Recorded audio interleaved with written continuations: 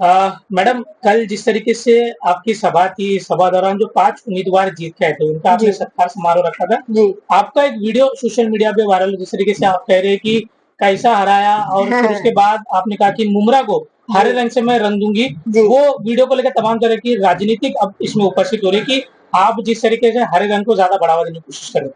Yes, इसीलिए बढ़ावा देने की कोशिश कर रहे हैं क्योंकि हमारा झंडा जो है वो हरा रंग का है। अगर मेरा झंडा येलो होता, ऑरेंज होता, भगवा होता, तो फिर मैं अपने झंडे का वो कलर बोलती। बट क्योंकि मेरा झंडा फॉर्चुनेटली हरा है, तो मैं हरा रंग रंगना चाहूंगी मुमरा में। मैं फिर से ये बोलूंगी।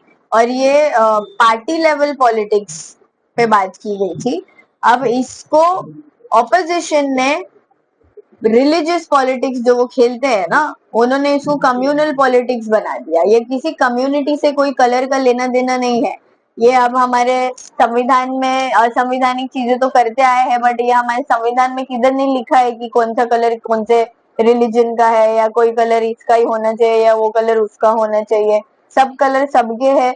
रेनबो में कितने कलर होते हैं, वो सब सबके अपने अपने लेके बैठ जाए, क्योंकि इंडिया में भी बहुत सारे धर्म और जात है। तो सब क्या एक एक कलर डिसाइड कर लेंगे, चॉकलेट ब्राउन कलर उसका, पिंक कलर उसका, येलो उसका? नहीं, सब कलर सबके हो। तो ये जो चीज है आप फैलाने की कोशिश कर रहे हो, इसको बंद करो। कम्युनल पॉलिटिक्स और रिलीजियस पॉलिटिक्स खेलना बंद करो। अगर मेरी सोच सेक्युलर है तो मैं कम्युनल स्टेटमेंट्स कभी नहीं दे सकती। ये प्योरली पॉलिटिकल और पार्टी लेवल पे बोला गया स्टेटमेंट था कि मुझे मुमरा से 25 की 25 सीटें चाहिए। ये उसके लिए बोला गया था। आईएएस की एग्जाम फर्स्ट अटेम्प्ट दे चुके हो, जिस तरीके से राजनीतिक में आने का सुझाव कब लिया? क्योंकि आप इसके पहले भी एनसीपी शरद पवार में सक्रिय थे, जितेंद्र आव्हाड के करीबी आपके पिताश्री को माना जाता है। जी जिस तरीके से ऐन चुनाव के वक्त फॉर्म के आखिरी दिन पे आपका टिकट काटा गया, जी आपके पिताजी को माइनर अटैक गया, पिताजी अस्पताल में थे, आप स्टेडियम में मौजूद थे जी और उस दौरान एमआईएम द्वारा आपको जो है एक ये दिया गया, टिकट दिया गया। जी। वो दौर क्या था? आप बंगले पे भी उपस्थित थे। वो तो मंजर कभी हम भूल नहीं सकते, क्योंकि बहुत ही स्ट्रेसफुल सिचुएशन था। मेरे डैड आईसीयू में थे, मुझे फॉर्म भरने का पूरा प्रोसेस करना था क्योंकि आखिरी दिन था और धोखा मिल चुका था अपनों से। But Allah is the best planner. हमारे प्लान्स के आगे उनके प्लान्स ही काम कर सकते हैं। किसी इंसान में वो दम नहीं कि वो हमारे लिए कुछ डिसाइड करे। तो अल्लाह ने मेरा डिसीजन ऑलरेडी ले लिया था। इनकी कश्ती डूबने वाली थी और अल्लाह हमको वो कश्ती पे सवार नहीं करना चाह रहा था, तो अल्लाह ने मुझे उस कश्ती से उठा के इस कश्ती में सवार कर दिया। अल्हम्दुलिल्लाह, मैं शुक्रगुजार हूँ एमआईएम पार्टी की, हमारे सदर असदुद्दीन ओवैसी साहब की, अकबरुद्दीन साहब की और इम्तियाज जलील साहब की, जो मुमरा आए थे हमारे सपोर्ट के लिए हमारे कैंपेनिंग के दौरान। और उन्होंने खुद ये बात कही है कि पता नहीं इंडिया के अच्छे दिन कब आएंगे, लेकिन मजलिस के अच्छे दिन बहुत जल्दी आने वाले हैं इंशाल्लाह। और उसी का नतीजा है कि सिर्फ मुमरा से तो आवाज आ रही है 5 सीटों की, बट ऑल ओवर महाराष्ट्र में 125 सीटों की आवाज गूंज रही है माशाल्लाह। किसके वजह से आपका टिकट जो है वो काटा गया? क्योंकि सबसे करीबी आपके पिताश्री जो है जितेंद्र आव्हाड के माने जाते हैं। जितेंद्र आव्हाड का कार्यकाल देखे तो उनको लाने ही वाले आपके पिताजी थे। तो किसके दबाव में आपका जो है टिकट काटा गया? अब उनको किसका दबाव था पता नहीं। वो बोलते हैं कि वो पैनल में जो जितने थे उनका भी दबाव था, और शमीम खान और शानू पठान का भी दबाव था कि उन एक को लग रहा था कि बस उसकी ही बेटी इधर चलनी चाहिए, वैसा दबाव था। और दूसरे को लग रहा था कि कुछ पुराने झगड़ों का बदला लेना था, तो उनको ब्लैकमेल कर रहे थे या जो भी कर रहे थे। बट आप दूध पीते बच्चे तो हो नहीं ना कि आपको दूध की बोतल दे दी और आपको बस बोल दिया कि पीना है तो आप दूध पी रहे हो। आपको पता है, आप इतने समझदार, अपने आप को चाणक्य समझते हो कि मैं बहुत स्मार्ट लीडर हूँ, तो इतनी बड़ी बेवकूफी का काम कैसे कर दिया इतने बड़े स्मार्ट लीडर ने, पार्टी को कमजोर करने का।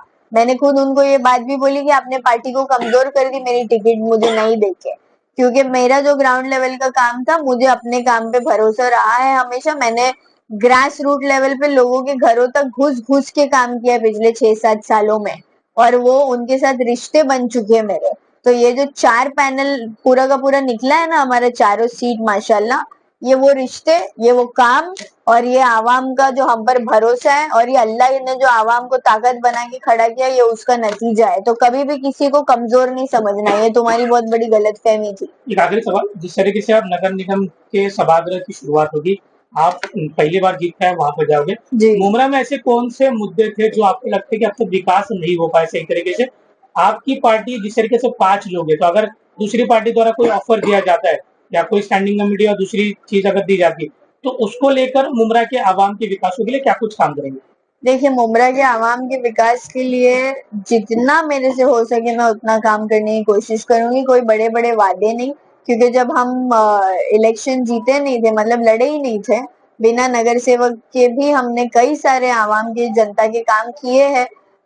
एजुकेशन को लेकर, इंफ्रास्ट्रक्चर को लेकर, लोगों के डोमेस्टिक मसले को लेकर, औरतों के मेडिकल कैंप्स लगाना, हॉस्पिटल चेकअप्स कराना, लोगों के हॉस्पिटल के बिल्स कम कराना, कई सारे काम होते हैं डेली बेसिस पे।